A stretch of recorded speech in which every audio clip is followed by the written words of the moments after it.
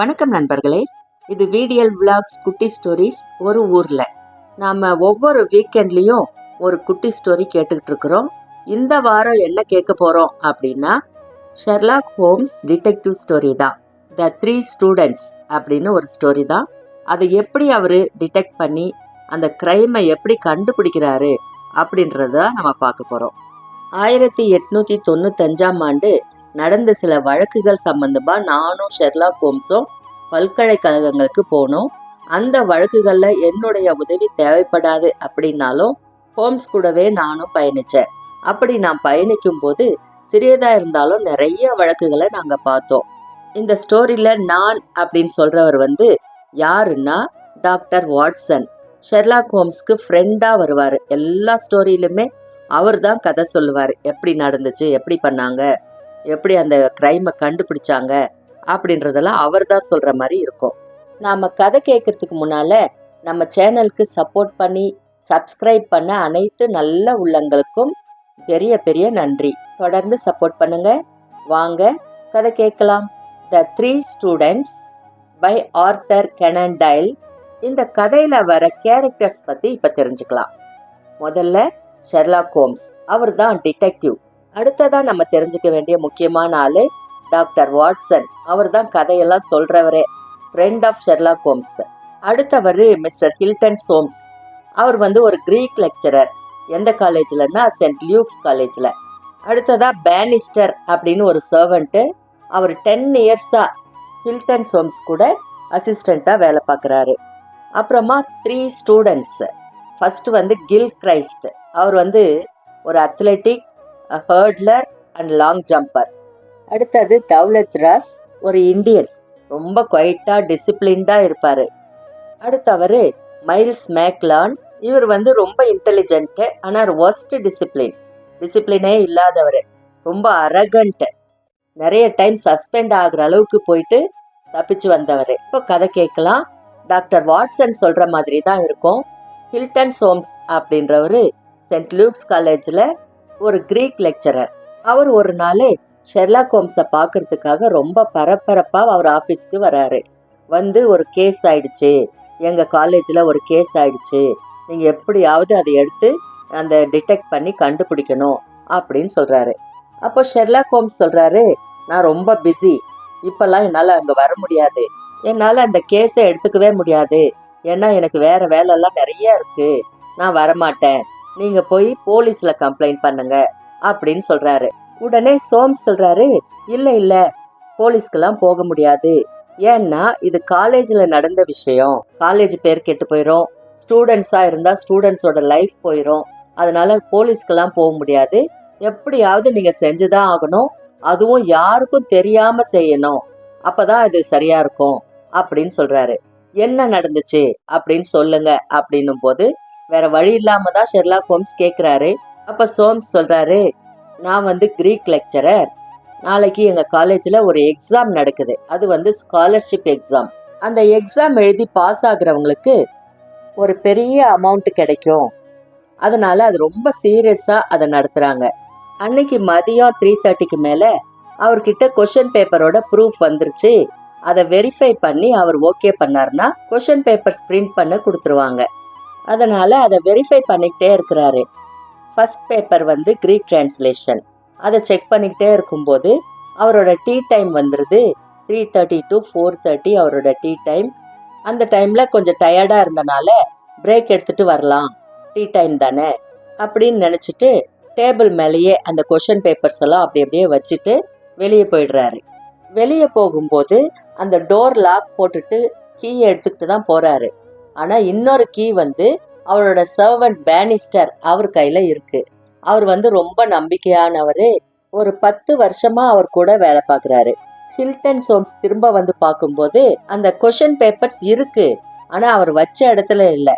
ஒரு question paper தரையில கிடக்குது, இன்னொன்று ஜன்னலோரம் இருக்கிற டேபிள் மேலே இருக்கு, இன்னொரு கொஷின் பேப்பர் அவர் வச்ச இடத்துலயே இருக்கு.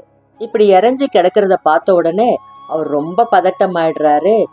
என்னடா இது, கொஷின் பேப்பர் லீக் ஆயிடுச்சோ, இது ரொம்ப சீரியஸான எக்ஸாம், ஸ்காலர்ஷிப் எக்ஸாம் வேற, யாராவது பசங்க இதை பார்த்து எழுதிட்டு போயிட்டாங்களோ நம்ம இல்லாத நேரத்தில் அப்படின்னு யோசிச்சுட்டு பேனிஸ்டரை கூப்பிடுறாரு.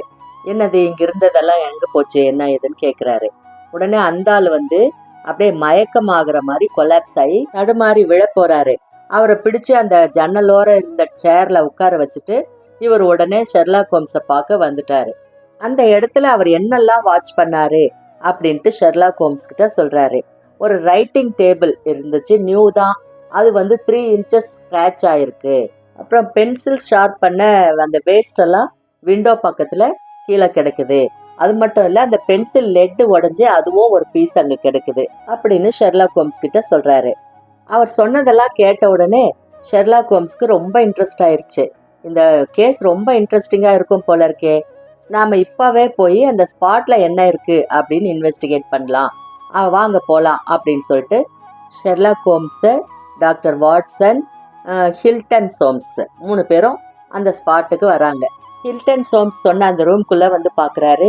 அங்க பார்த்தா பிளாக் கிளே சப்ஸ்டன்ஸ் கொஞ்சம் இருக்கு, அப்புறம் பென்சில் வேஸ்ட் அதெல்லாம் இருக்கு, அப்புறம் லெட் உடஞ்சது இருக்கு, கொஞ்சம் சாண்டு சாடஸ்ட் எல்லாம் இருக்கு. அங்க அப்படியே கொஞ்சம் நடந்து பார்க்கும்போது அங்க ஒரு டோர் இருக்கு. அந்த டோர் ஓபன் பண்ணா அங்க ஒரு ரூம் இருக்கு. அந்த ரூம்குள்ள போறாரு. ரூம் எப்படி இருக்குன்னா ஓல்டு மாடலா இருக்குது. கர்டைன்ஸ் எல்லாம் கொஞ்சம் பழைய மாடல்ல இருக்கு. அந்த ரூம்குள்ளேயும் அதே கிளே சாடஸ்ட் எல்லாம் இருக்கு. அதெல்லாம் கூட கலெக்ட் பண்ணிக்கிறாரு. இப்போ ஷெர்லாக் ஹோம்ஸ் கேக்குறாரு, யாராவது இங்க வந்தாங்களா, ஸ்டூடெண்ட்ஸ் யாராவது வந்தாங்களா அப்படின்னு கேக்குறாரு. ஆமா, ஒரு இந்தியன் ஸ்டூடெண்ட், அவர் பேர் வந்து தௌலத் ராஸ், அவர் வந்து ஒரு டவுட் கேட்கறதுக்காக வந்தாரு அப்படின்னு சொல்றாங்க. அப்புறம் பேனிஸ்டர் கிட்ட விசாரிக்கிறாங்க, நீ எப்போ உள்ள வந்த அப்படின்னும் போது 3:30க்கு அவருக்கு டீ கொடுக்கணும், டீ ட்ரே எடுத்துட்டு நான் உள்ள வந்தேன் அப்படின்னு சொல்றாரு. நீ டீ எடுத்துட்டு வரும்போது உள்ள யாராவது இருந்தாங்களா அப்படின்னு கேட்கும்போது யாருமே இருக்கல அப்படின்னு சொல்லிடுறாரு. சரி, பக்கத்து ரூம்ல யாராவது தங்கியிருக்காங்களா அப்படின்னு கேக்குறாங்க. 3 ஸ்டூடெண்ட்ஸ் தான் தங்கியிருக்காங்க அப்படின்னு சொல்றாங்க. கிரவுண்ட் ஃப்ளோர்ல கில் கிரைஸ்ட், அவர் வந்து ஒரு அத்லெட்டு, ரொம்ப ஆனஸ்டா இருப்பான், ஹார்ட் ஒர்க் பண்ணுவான். அவங்க அப்பா தான் சரியில்லாதவரு, அவரு எல்லா கெட்ட பழக்கமும் கொண்டவரு, அதனால அந்த பையனுக்கு வந்து நல்லா படிச்சு மேல வரணும் அப்படின்னு ஆசை அப்படின்னு சொல்றாரு. 2வதா தௌலத் ராஸ், அவன் வந்து இந்தியன் ஸ்டூடெண்ட், அவனும் ரொம்ப சின்சியரா தான் இருப்பான், நல்ல ஒரு ஹார்ட் ஒர்க்கர். 3வதா ஒரு பையன் தங்கியிருக்கான், அவன் பேரு மைல்ஸ் மேக்லேரன், ரொம்ப இன்டெலிஜென்ட், டிசிப்ளினே இல்லாத பையன், அரகண்ட், எல்லாரு கூட சண்டைக்கு போவான். அது மட்டும் இல்ல, ஒரு டைம் சஸ்பெண்ட் ஆகுற அளவுக்கு போயிட்டு கூட தப்பிச்சு வந்தான், அந்த மாதிரி ஒரு பையன். இவங்க 3 பேரும் தான் டாப் ஃப்ளோர்ல, ஃபர்ஸ்ட் ஃப்ளோர்ல, கிரவுண்ட் ஃப்ளோர்ல அப்படி தங்கியிருக்காங்க அப்படின்னு சொல்றாங்க. இப்போ ஷெர்லாக் ஹோம்ஸ் என்ன சொல்றாருன்னா, அந்த பாய்ஸ் 3 பேரோட ரூமையும் செக் பண்ணணும் அப்படின்னு சொல்றாரு. உடனே ஏற்பாடு ஆகுது. முதல்ல கில் கிரைஸ்ட் அவரோட ரூமை போய் பாக்குறாங்க. அவன் கொஞ்சம் உயரமா இருக்கிறான், அவன் ஒரு அத்லெட் அப்படின்றனால அவனால ஜம்ப் பண்ண முடியும். அடுத்ததா தௌலத் ராஸ், அவர் ரூமை போய் பார்க்கும்போது அவன் வந்து கொஞ்சம் குவைட்டா டிசிப்ளின்டா இருக்கிறான். அடுத்து 3வதா மைல்ஸ் மேக்லேரன், அவன் ரூமை போய் தட்டும் போது அவன் டோரை ஓபன் பண்ணவே மாட்டேன்னிட்டான். நாளைக்கு எக்ஸாம் இருக்கு, நான் படிக்கணும், என்னை வந்து டிஸ்டர்ப் பண்ணாதீங்க அப்படின்னு சொல்லி ரொம்ப கோவமாவே கத்துறான். இன்வெஸ்டிகேஷன்லாம் முடிஞ்சிருச்சு. இவங்க 2 பேரும் கிளம்புறாங்க, வாட்சனும் ஷெர்லாக் ஹோம்ஸும். சோம்ஸ் ஒரே டென்ஷன் ஆயிட்டாரு, என்ன இது எதுவுமே சொல்லாம போறாங்களே அப்படின்னும் போது நாளைக்கு காலையில நாங்க வரோம் அப்படின்னு சொல்லிட்டு கிளம்புறாங்க. அடுத்த நாள் காலையிலேயே ஷெர்லாக் ஹோம்ஸும் டாக்டர் வாட்சனும் வராங்க. வந்தவங்க என்ன சொல்றாங்கன்னா, இப்போ ஒண்ணுமே பேச வேண்டாம், எக்ஸாம் நடக்கட்டும் அப்படின்னு சொல்றாங்க. இப்போ இவங்க 2 பேரும் ஹில்டன் சோம்ஸ் ரூம்குள்ள போயிட்டு உட்கார்ந்துருக்காங்க. அப்போ பேனிஸ்டர் வராரு. அவரை கூப்பிட்டு விசாரிக்கிறாங்க. இதை நீங்க தான் செஞ்சிருக்கீங்க அப்படின்ட்டு அவர் மேல பழிய போடுற மாதிரி போட்டு வாங்கலாம் அப்படின்னு நினைக்கிறாங்க. இல்ல இல்ல, நான் ஒன்றும் எடுக்கல, யாருக்காக நான் ஹெல்ப் பண்ணல அப்படின்ட்டு வேகமா மறுக்கிறாரு. உங்களுக்கு யார் மேல சந்தேகம் அப்படின்னு கேக்குறாரு. அப்பவும் அவர் எதுவும் பதில் சொல்லல. சரி, இப்ப கில் கிரைஸ்ட கூப்பிடுங்க அப்படின்னு சொல்றாங்க. கில் கிரைஸ்ட் வந்த உடனே, நீ எதுக்காக இப்படி செஞ்ச அப்படின்னு சொல்றாரு. அதை கேட்ட உடனே ஷாக் ஆயிட்டான் கில் கிரைஸ்ட். உடனே பேனிஸ்டர் ஒரு பார்வை பாக்குறான். பேனிஸ்டர் நான் ஒன்னும் சொல்லல அப்படின்ற மாதிரி தலையசிக்கிறாரு. நீங்க 2 பேரும் தான் ஏதோ செஞ்சிருக்கீங்க, உண்மையை சொல்லுங்க அப்படின்னு கேக்குறாங்க. பேனிஸ்டர், நீங்க ஏன் கொலாப்ஸ் ஆனா கூட இங்கே தானே விழணும், ஏன் ஜன்னலோரம் இருக்கிற சேர்ல போய் விழுந்தீங்க அப்படின்னு சொல்லி கேட்குறாங்க. இப்போ பேனிஸ்டர் எல்லா உண்மையும் சொல்றாரு. 3:30க்கு ஹில்டன் சோம்ஸுக்கு டீ டைம். டீ ட்ரே எடுத்துட்டு உள்ள வராரு. அப்போ பார்த்தா கில் கிரைஸ்ட் தான் ஜன்னல் வழியா அந்த கொஸ்டின் பேப்பரை எடுத்து பார்த்துக்கிட்டு இருந்தாரு. நான் கூட இதெல்லாம் தப்புப்பா, எதுக்கு இப்படி செய்யற, உங்க அப்பா தான் சரியில்லை, நீயாவது நல்லா படிச்சு நல்ல வேலைக்கு போலாம்ல, எதுக்கு இந்த திருட்டு வேலை அப்படின்னு சொல்லி கேட்டேன். அந்த நேரத்துல தான் ஹில்டன் சோம்ஸ் உள்ள வந்தாரு. உடனே அவன் அந்த ரூம்குள்ள போயிட்டான். போறப்ப அவனோட கிளவுஸ் அந்த சேர் மேலேயே வச்சுட்டு போயிட்டான். அதை இவர் பாத்திரக்கூடாதுன்றதுக்காக தான் நான் போய் அந்த சேர் மேல உட்கார்ந்தேன். அந்த ஸ்டூடெண்ட்டை காட்டி கொடுக்க வேணாம் அப்படின்னு நினைச்சுதான் நான் அப்படி பண்ணேன் அப்படின்னு சொல்றாரு. இப்ப கில் கிரைஸ்ட் என்ன சொல்றான் அப்படின்னா, நேத்து பேனிஸ்டர் எனக்கு அட்வைஸ் பண்ண உடனே நான் என்னோட மிஸ்டேக் ரியலைஸ் பண்ணிட்டேன். நைட்டே ஒரு லெட்டர் எழுதி வச்சுட்டேன். நான் யூனிவர்சிட்டி விட்டு வெளியே போறேன், ரொடீஷியாவுக்கு போயிட்டு போலீஸ் அகாடமியில ஜாயின் பண்ண போறேன். சரிப்பா, நீ ஆப்பிரிக்கா போறதுக்கும் போலீஸ் அகாடமியில ஜாயின் பண்றதுக்கும் வாழ்த்துக்கள் அப்படின்னு சொல்லி அவனை வழி அனுப்பி வைக்கிறாங்க. இப்போ வாட்சன் கேட்குறாரு, எப்படி கண்டுபிடிச்சிங்க அவன் தான் குற்றவாளி அப்படின்னு கேட்குறாரு. இப்போ ஷெர்லாக் ஹோம்ஸ் பேச ஆரம்பிக்கிறாரு. நான் இங்க பார்க்கும்போது பிளாக் கிளேவும் சாடஸ்டும் இருந்துச்சு. அதே மாதிரி அந்த ரூம்குள்ள போய் பார்த்தா அங்கேயும் அதே இருந்துச்சு.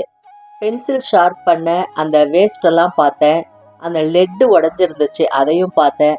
அதெல்லாம் பார்த்த உடனே ஒரு கெஸ் பண்ணேன், யாரோ ஒருத்தர் இந்த மாதிரி அந்த கொஷின் பேப்பர் எல்லாம் காப்பி பண்ணியிருக்காங்க, லெட்டு உடஞ்சிருக்கு, அவங்க ஷார்ப் பண்ணியிருக்கிறாங்க. அந்த நேரத்தில் ஹில்டன் சோம்ஸ் உள்ள வந்த உடனே ஓடி போய் அந்த ரூம்குள்ளே ஒளிஞ்சிக்கிட்டு இருந்திருக்கிறாங்க அப்படின்றது தெரிஞ்சுக்கிட்டேன். எப்படி தெரிஞ்சுக்கிட்டேன் அப்படின்னா, அதே பிளாக் கிளேவும் சாடஸ்டும் அந்த ரூம்லயும் இருந்துச்சு. இப்ப யாரு ஸ்பைக் ஷூ போட்டிருக்காங்க, அதுலதான் அந்த கிளே அவ்வளோ டெபாசிட் ஆகி வந்திருக்கும் அப்படின்னு யோசிச்சு பார்த்தேன். அதை யூஸ் பண்றவன் ஒரு அத்லெட்டா தான் இருக்கணும், ஒரு லாங் ஜம்பரா இருக்கணும் அப்படின்னு நினைச்சு அந்த லாங் ஜம்பிங் போற இடத்துல போய் பார்க்குறேன். அங்க பிளாக் கிளே எல்லாம் இருந்துச்சு, சாண்டு எல்லாம் இருந்துச்சு. அதெல்லாம் அந்த இதுல டெபாசிட் ஆகி வந்திருக்கலாம். அந்த பென்சில் கூட ஜோஹன் ஃபேபர் பென்சில். அந்த பென்சில் யார் யூஸ் பண்றாங்க அப்படின்றதும் தெரிஞ்சுக்கலாம் அப்படின்னு சொல்லிட்டு அந்த 3 ஸ்டூடெண்ட்ஸ் ரூமையும் செக் பண்ணலாம் அப்படின்னு போனேன். அப்படி செக் பண்ணும்போது கில்கிரைஸ்ட் ரூம்ல அதே பிளாக் கிளே இருந்துச்சு, சாடஸ்ட் இருந்துச்சு, அந்த பென்சில் ஷார்ப் பண்ற நைஃப் கூட அந்த ரூம்ல இருந்துச்சு. அதனால அவன் தான் அப்படின்னு முடிவு பண்ணிட்டேன். அந்த பிளாக் கிளே ஒன்று சோம்ஸ் ரூம்ல இருந்துச்சு, இன்னொன்று அந்த உள்ள இருந்த ஒரு ரூம்ல இருந்துச்சு, 3வதா தேடி எடுத்தது கில்கிரைஸ்ட் ரூம்ல. அப்படின்றனால அவன் தான் இந்த தப்பு செஞ்சிருக்கான் அப்படின்னு நல்லாவே தெரிஞ்சது அப்படின்னு முழு ஸ்டோரியும் சொல்லி முடிக்கிறாரு. அதை கேட்ட உடனே ஹில்டன் சோம்ஸ்க்கு ரொம்ப சந்தோஷம்.